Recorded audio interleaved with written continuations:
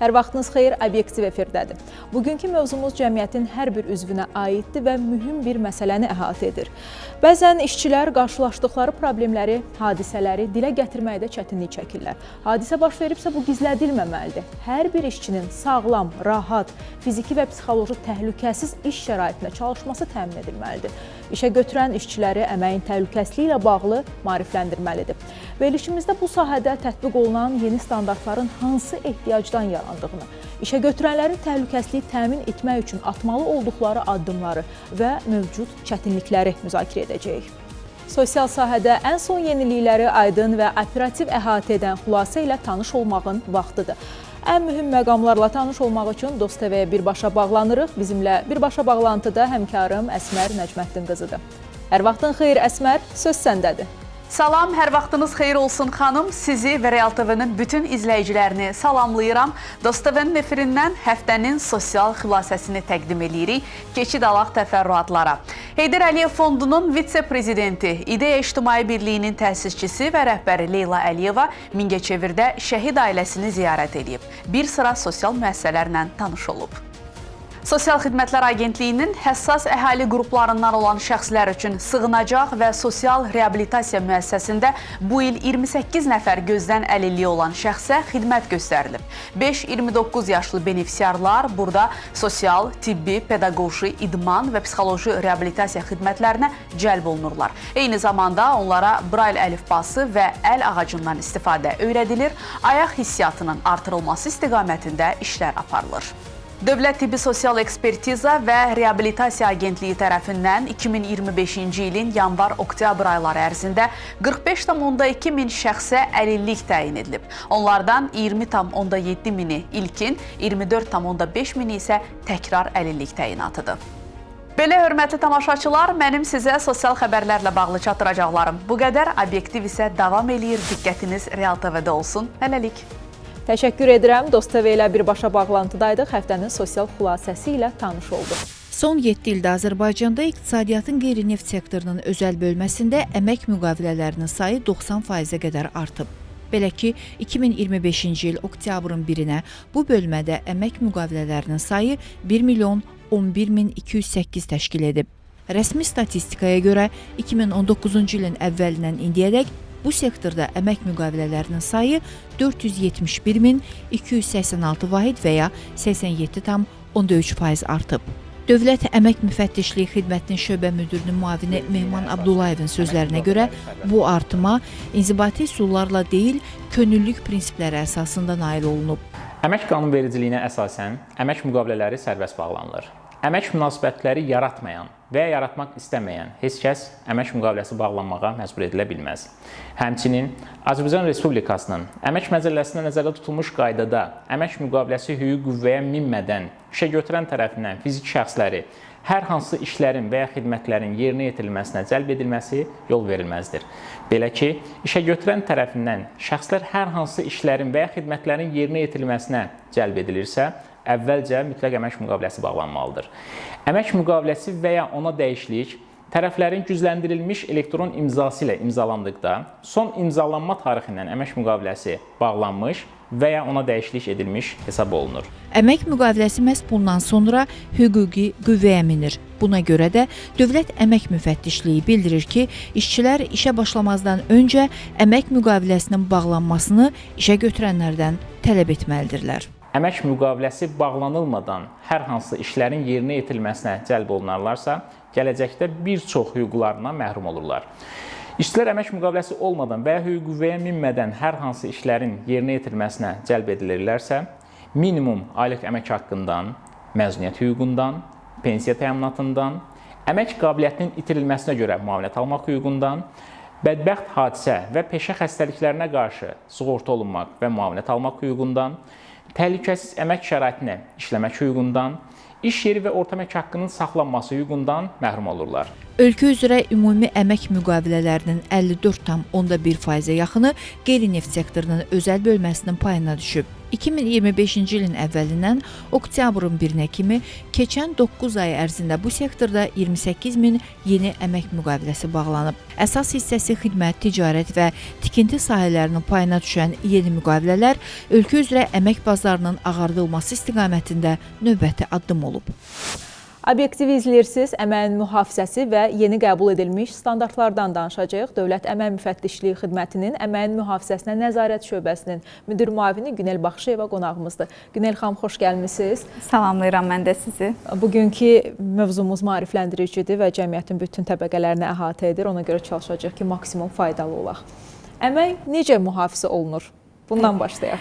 Bəli, bildiyiniz kimi Azərbaycan Respublikasının konstitusiyasına görə hər kəsin sağlam və təhlükəsiz əmək şəraitində işləmək hüququ vardır və bu konstitusion hüququn təmin edilməsi elə əməyin mühafizəsinin, yəni əməyin mühafizəsi bu konstitusion hüququn təmini məqsədi ilə əmək məcəlləsində, digər normativ hüquq aktlarda, kollektiv müqavilədə, kollektiv sazişdə, elə əsas əmək müqaviləsində, işçinin əmək müqaviləsində nəzərdə tutulan normalara, qaydalara, belə deyək, sanitariya gigiyena normalarının sistemidir, bir standartların sistemidir və bunlara əməl etməkdə hər bir kəsin borcudur. İstər belə deyək, biz dövlət orqanlarının, istər ictimai nəzarəti həyata keçirən qurumların, həmkarlar ittifaqlarının, əsasən işçilərin, işə götürənlərin belə deyək, vəzifəsidir əməl etmək və yəni bugün biz əməyin təhlükəsizliyinə əməl etdikdə hər birimiz sağlam bir mühit veririk, iş mühiti yaradırıq və bunun nəticəsində də daha rahat işləyirik, daha sağlam işləyirik və evimizdə belə deyək, sağlam qayıdırıq. İşçiləri necə maarifləndirirsiniz? Hər bir müəssisədə istər işə götürənlər tərəfindən, istər biz dövlət orqanları tərəfindən maarifləndirmə tədbirləri həyata keçirilir. Bildiyiniz kimi bizim Dövlət Əmək Müfəttişliyi Xidmətinin Əmək Mühafizəsi Mərkəzi publik hüquqi şəxsi mövcuddur və onun belə deyək, əməkdaşları, müvafiq əməkdaşları tərəfindən, eləcə də biz Dövlət Əmək Müfəttişliyi Xidmətinin əməkdaşları tərəfindən mütəmadi olaraq istər Bakı şəhəri ərazisində, istər Azərbaycan Respublikasının digər bölgələrində müxtəlif maarifləndirmə tədbirləri həyata keçirilir, istər işə götürənlərə, istər işçilərə. Çünki bilirsiniz, əmək mühafizəsi ilə bağlı əmək məcəlləsi həm işçilərə, həm işə götürənlərə müəyyən hüquq və vəzifələr verir. Hansı ki, bu vəzifələrə riayət olunmalıdır ki, bugün işçilər belə deyək, öz sağlam şəraitdə öz işlərini qura bilsinlər, görə bilsinlər. Bununla bağlı eləcə də işə götürənlər özləri mütəmadi olaraq əmək mühafizəsinin təbliğini həyata keçirməlidirlər. Bildiyim qədərilə müəssisələrdə işçilərin sayı 50 nəfərdən çox olduqda əməyin mühafizəsi xidmətləri yaradılır. Bu barədə bizə məlumat verə bilərsiniz? Bəli, əmək mühafizəsi xidməti nəyə görə vacibdir müəssisələrdə? Bir qanunvericinin, əsasən qanunvericiliyin tələbidir, mütləq olmalıdır. Dediyim kimi, öncə də dediyim kimi, təşkilati hüquqi formasına asılı olmayaraq bütün müəssisələr üçün məcburi xarakter daşıyır. Və bu mütəxəssislərin burada olması, bu mütəxəssislər ümumiyyətlə əmək mühafizəsi qanunvericiliyi çox yaxşı bilən mütəxəssislər olmalıdır. Yəni güclü əmək mühafizəsi əsaslı güclü biliklərə malik olmalıdırlar ki, digər işçiləri, eləcə də öz rəhbərliklərini bununla bağlı məlumatlandırsınlar və onlara müəyyən səlahiyyətlər verilir. Məsələn, onda başqa bir işlərin yerinə yetirilməsinə cəlb oluna bilməzlər. Yalnız yəni əmək mühafizəsi ilə məşğul olmalıdırlar və onların eyni zamanda istənilən vaxt, gün istənilən vaxt belə deyək, iş yerinə daxil olub işçilərin gördüyü işlər deyil, yəni hansı şəraitdə işlərini gördüklərlə tanış olmaq hüququ var və əgər gedib hər hansı bir belə deyək, pozuntu görürsə əmək mühafizəsi ilə bağlı, istər vəzifəli şəxslərə müəyyən göstərişlər vermək, istərsə də işçilərin özlərinə icrası məcburi göstərişlər vermək hüququ var və eyni zamanda həmin o işçilər barəsində işə götürənlərin müəyyən tədbirlər görməsi üçün təqdimatlar vermək hüququ var bu mütəxəssislərin. Ona görə də mütləq mən özüm də buradan tövsiyə eləyərdim ki, əmək mühafizəsi xidmətləri təşkil olunsun, qanunvericiliyin tələbidir bu, həm də ora müvafiq ixtisaslaşmış mütəxəssislər cəlb olunsun və əgər işə götürən deyək ki, bunu dəyişdir, adətən bunu işə götürənlər ya diqqətdən qaçır, ya bilmirlər. Bu yaradıldı deyək ki, bu xidmət. Yenidən bunun təşkil olunması və yaxud da ləğv edilməsi prosesi olanda birbaşa özləri eləyirlər. Amma qanunvericiliyin tələbidir ki, onlar mütləq Dövlət Əmək Müfəttişliyi Xidmətinə müraciət etməlidirlər və müfəttişliyin razılığı olduqdan sonra əmək mühafizəsi xidmətlərini yenidən təşkil edə və ləğv edə bilərlər. Həm də bununla əlaqədar artıq biz də həmin müəssisədə gedən belə deyək proseslərlə əmək mühafizəsi xidməti ilə bağlı məlumatlı oluruq. Təşəkkür edirəm. Günel xanım, işçilərin səhhətinin pozulması hansı hallarda təhqiq edilməlidir? istehsalatda hər hansı bir bədbəxt hadisə baş verirsə, işə götürənin vəzifəsidir ki, bununla bağlı, yəni dərhal Dövlət Əmək Müfəttişliyi Xidmətinə məlumat olsun. Burada artıq xəsarətin ağırlıq dərəcəsinin bir əhəmiyyəti yoxdur. Yəni ağırlıq dərəcəsindən asılı olmayaraq mütləq Dövlət Əmək Müfəttişliyi Xidmətinə məlumat verməlidir ki, Dövlət Əmək Müfəttişliyi Xidməti də araşdırmanı apara bilsin. Müvafiq, yəni qeyd etdiyimiz təhqiqatı apara bilsin. Və Dövlət Əmək Müfəttişliyi Xidməti bu məlumat daxil olduqdan sonra müvafiq komissiyanın yaradılması ilə bağlı əmr verir və həmin komissiya tərəfindən artıq təhqiqat aparılmağa başlayır. Əgər bu məlumat bizə daxil olmursa, onunla bağlı Azərbaycan Respublikasının İnzibati Xətalar Məcəlləsinin 555.1-ci maddəsi var, hansı ki, bu inzibati məsuliyyət nəzərdə tutulur burada və bununla bağlı işə götürənlər məsuliyyət daşıyırlar. İstər gizlədilməklə bağlı, istərsə də məlumat verməməklə bağlı. Və bu təhqiqat komissiyası deyək ki, formalaşdı. Hər bir halda təhqiq edilmir bədbəxt hadisə. Hansı hallarda təhqiq edilir? Məsələn, işçi əmək vəzifələrini yerinə yetirərkən, belə deyək, bu ezamiyyədə olduğu dövrü də əhatə eləyir. Eyni zamanda, məsələn, müəssisənin rəhbərinin ola bilər ki, göstərişi yoxdur. Amma işçi müəssisənin mənafeləyi naminə hər hansı bir işlərin yerinə yetirilməsinə cəlb olunur, özü yerinə yetirmək istəyir. Bu zamanda həmin belə deyək, təhqiqat aparılır, təhqiq edilir həmin bədbəxt hadisə. Eyni zamanda ola bilər ki, belə deyək, istehsalat obyektlərində və yaxud da istehsalat avadanlıqlarında qəza baş verirsə, bundan əlavə, məsələn, işçi işə gələrkən və ya işə gedərkən iş yerinin ərazisində olduqda, yəni iş yerindən çıxarkən, eləcə də nahar fasiləsi bura daxildir, fasilələr daxildir, iş yerində olarkən müəyyən bədbəxt hadisə baş verdikdə. Eyni zamanda kimsə gəldi, olur adətən təcrübədə də olur, kimsə gəldi, adi işlədiyimiz yerdə hər hansı bir xəsarət yetirdi. Yəni başqa bir şəxs tərəfindən xəsarət yetirilərsə işçiyə, bu zaman bədən xəsarətləri də ola bilər, ölümlə nəticələnən bədbəxt hadisə də ola bilər, hər bir halda bu təhqiqatı aparılır.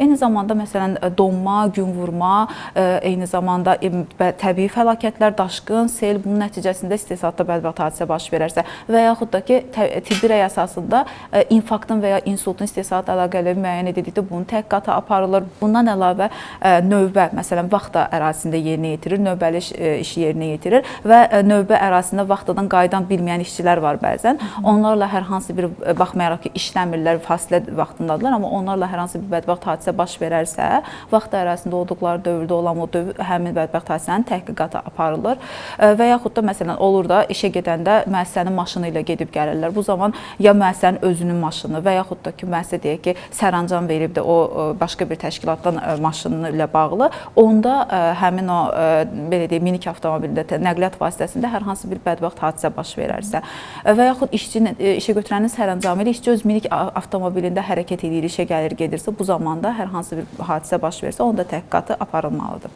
Bəzən işə götürənlər baş verən bədbəxt hadisələri gizlədirlər. Bununla necə mübarizə aparmaq olar?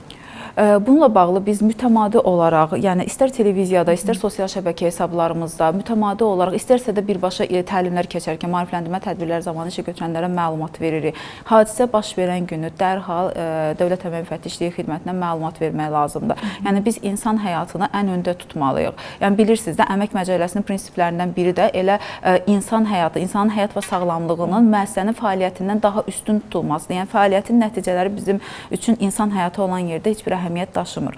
Ona görə də biz tövsiyə edirik işə götürənlərə, mütəmadi olaraq tövsiyə edirik ki, bizə məlumat verilsin bədbəxt hadisə barədə. Bununla bağlı zaten işə götürənin özünün nümayəndəsinin iştirakı ilə bir komissiya yaradılır və onun iştirakı ilə bir təhqiqat aparılır. Yəni onu məlumat verdikdə biz işçinin belə deyək, təminatlarının həyata keçirilməsini bir növ qorumuş oluruq. Yəni bəzən istehsalatda bədbəxt hadisə baş verir, yəni təkcə yüngül xəsarətlər olmur. Yəni daha ağır nəticələnən, həlak olan şəxslər olur. Yəni onların ailə üzvlərini qorumaq da bugün təmin o təhqiqat komissiyasının bizim bütün dövlət orqanlarının verdiyi vəzifəsidir və eləcə də bütün insanların. Yəni ona görə də mütləq onun barəsində işə götürən, hansı ki öz öhdəliyidir bunun, onunla bağlı bizə mütləq məlumat verməlidir ki, biz onun təhqiqatını aparaq və müvafiq akt verilməlidir. Həmin mən qeyd elədim, əslində sadaladım həmin halları. Təhqiqat aparıldısa, təhqiqat komissiyası akt tərtib eləyir və işə götürən də həmin akta uyğun olaraq qanunvericiliyə müvafiq olaraq bir iz formalı akt tərtib eləyir. Həmin iz formalı akt olmalıdır ki, belə deyək, işə götürən məsələn xəsarət almış işçi və yaxud da həlak olmuş işçinin ailə üzvü həmin o təminatlardan yararlana bilsin. Bu bədbəxt hadisələrin gizlədilməsi, kompensasiya hallarından yayınmaq kimi qəbul edilə bilərmi? Çox vaxt elə də olur, bəli. Sadəcə olaraq mən onu qeyd etmək istərdim, elə kompensasiyadan danışmışkən, yəni hər bir işçinin ayrılıqda sığortalanması təmin olunmalıdır. Əgər hər bir işçi sığortalanması təmin olunmayıbsa, ümumiyyətlə bütün müəssisələrə aiddir. Bütün müəssisələr, təşkilati hüquqi formasından asılı olmayaraq bütün müəssisələrə aiddir. Əgər həmin sığortalanma həyata keçirilməyibsə, bu zaman o sığortalanma həm işə götürən buna görə məsuliyyət, qeyd etdiyim maddə üzrə məsuliyyət daşıyır. Bundan əlavə də biz deyirik məsuliyyət, yəni cərimə yazıldı, bununla bitmir. Yəni işə götürən öz öhdəliyindən azad olmur. Yəni qanunvericiliyin tələbinə görə əgər sığorta müqaviləsi bağlanmayıbsa, bu zaman yenə də işə götürənin öhdəliyidir ki, istehsalatda bədbəxt hadisələr və peşə xəstəlikləri nəticəsində peşə əmək qabiliyyətini itirən xəsarət alan şəxslərin sağlamlığının pozulması ilə bağlı çəkdiyi xərcləri, eləcə də məsələn müalicə xərclərini, eləcə də məsələn ola bilər ki, nəsə digər xərclər sanatoriya ilə bağlı və yaxud da digər xərclər olubdu və yaxud mülki qanunvericiliyə uyğun olaraq digər bir hər hansı bir xərc çəkibdi. Bununla bağlı bütün öhdəliklər işə götürənin üzərindədir. Mütləq də onu ödəməlidir. Azərbaycan Respublikası Nazirlər Kabinetinin həmin o ödənicilərin ödənilməsi ilə bağlı ayrıca bir qərarı var. Onun ödənilməsi forması, məbləği, qaydası ilə bağlı ayrıca bir qərarı var. Həmin qərara əsasən işə götürənlər o belə deyək ödənicilərlə bağlı öhdəliklərini yerinə yetirməlidir. Təbii olaraq təqsirkar işə götürənlər, yəni burada belə deyək normalda sığorta olunmalarda da eyni qaydada hər hansı bir bədbəxt hadisə baş verirsə, mütləq işə götürən bununla bağlı öz öhdəliyini yerinə yetirməlidir. İş yerlərində təhlükəsizliyin təmin olunması üçün işə götürənlər hansı konkret addımları atmalıdırlar? Bəli, buna əslində cavab olaraq nə demək istərdim? Bilirsiniz, əmək məcəlləsində, yəni işçinin işə götürənin hüquqları ayrıca qeyd olunur. Amma sırf əməyin mühafizəsi ilə bağlı ayrıca bir bölmə var, hansı ki, orada da ayrıca vəzifələr qeyd olunubdur. Bunlar nələrdir? Məsələn, işə götürən mütləq əməyin mühafizəsi normaları, qaydaları və standartlarına əməl etməlidir. Və yaxud da deyək ki, yeraltı işlərdə çalışır, ağır zərərli işlərdə çalışan işçilərdir. Onların mütləq müalicə profilaktika işlərini görməlidir. Ümumilikdə müalicə profilaktika işləri təmin olunmalıdır, sanitariya gigiyena işləri təmin olunmalıdır. Amma həmin yerlərdə işləyənlərin müalicə profilaktika işləri eləcə də onlara məsələn hər hansı bir müalicəvi qidalar verilməlidir. Məsələn, funksiyasına uyğun olaraq süd və digər ona bərabər tutulan məhsullar verilməlidir. Onların verilməsini təmin etməlidir. Və yaxud da ki, hər hansı deyək ki, əmək və istirahət rejiminin pozulması, mütləq əmək və istirahət rejiminə riayət olunmasını təmin etməlidir işə götürən. Binaların, qurğuların, digər texnikaların təhlükəsizliyini təmin etməlidir. Eləcə də bilavasitə iş yerlərində sağlamlığın belə deyək, təmin olunmasını, yəni sağlamlığın, sanitariya gigiyena qaydalarının, əmək mühafizəsi normalarının normativlərə, müvafiq normativlərə uyğunlaşdırılmasını təmin etməlidir mütləq işə götürən. Qeyd etdiniz ki, həm işə götürənlər, həm işçilər məsuliyyətli olmalıdır. Amma bir çox hallarda işçilər öz problemlərini dilə gətirməkdə çətinlik çəkirlər. Bununla necə mübarizə aparmaq olar? İstənilən Azərbaycan Respublikası vətəndaşının bizə müraciət eləmək hüququ var. Bizim bilirsiniz, yəni açıq bütün sosial şəbəkələrdə artıq hesablarımız var. Eləcə də vətəndaşların müraciətləri haqqında qanuna görə bizə açıq şəkildə müraciət edə bilərlər. Biz onlara bütün müraciətlərini cavablandırırıq. İstənilən əmək qanunvericiliyi ilə, əmək mühafizəsi ilə bağlı suallarına bacardığımız qədər çalışırıq ki, onlara cavablandıraq və məlumatlılıqlarını təmin edək. Bəli, istənilən halda işə götürənlər də işçilərlə dialoqa açıq olmalıdırlar ki, bəzən işçi çəkinə bilər, bu xarakter məsələsi də ola bilər, məlumatlılığın az olması da ola bilər, amma işə götürən onun üçün o mühiti yaratdıqda işçi öz problemlərini açıq şəkildə ona bildirə bilsə, bəlkə də bu kimi mənfi hallar yaşanmaz.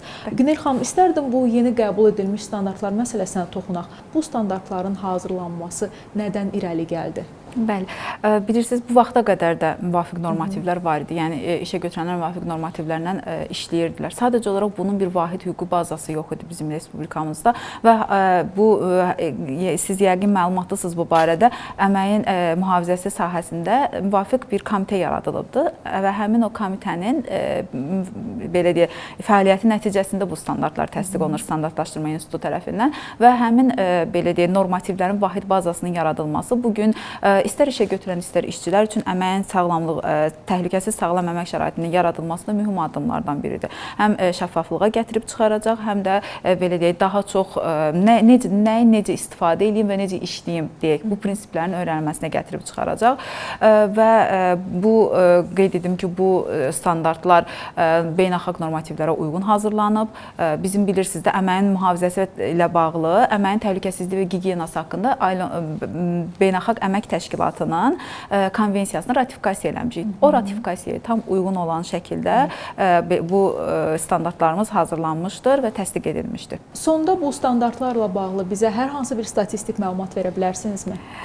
Bəli, bildiyiniz kimi ötən il ərzindən başlanıb artıq bu standartlar təsdiqlənməyə və 2024-cü il ərzində artıq 57 standart təsdiqlənib. Bu ilin fəaliyyət planına da 111 standartın təsdiqlənməsi nəzərdə tutulubdur. Hansı ki, bunlardan sevindirici haldır ki, artıq 76-sı təsdiqlənmişdir və digərlərinin də ilin sonuna qədər təsdiqlənməsi nəzərdə tutulmuşdur. Təşəkkür edirəm Günel xanım. Sonda əlavə etmək istədiyiniz hər hansı bir məqam varmı? Çox sağ olun, mən də minnətdarlığımı bildirirəm və işçilərə və işə götürənlərə, eləcə də hər bir kəsə, hər bir fiziki hüquqi şəxsə tövsiyə edirəm ki, əmək mühafizəsi qaydalarına əməl etsinlər. Sağlam mühitin formalaşdırılması üçün birgə çalışaq. Az öncə qeyd etdiyim kimi, bu əmək mühafizəsi normalarına əməl etmək bizim hər birimizin məsuliyyətidir.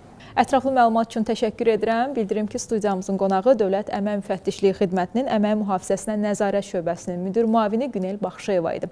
Dövlət Əmək Müfəttişliyi Xidməti eyni zamanda əməyin mühafizəsi mərkəzi ilə də işçilərin yanındadır. Onları dinləməyə, hüquqları barədə maarifləndirməyə hazırdır. Əməyin mühafizəsi insan həyatının qorunması deməkdir. Gəlin, birlikdə təhlükəsizliyi vərdişə çevirək və gələcəyimizi sağlam əmək üzərində quraq. Bizi izlədiyiniz üçün təşəkkür edirik. Realda xəbər axını davam edir.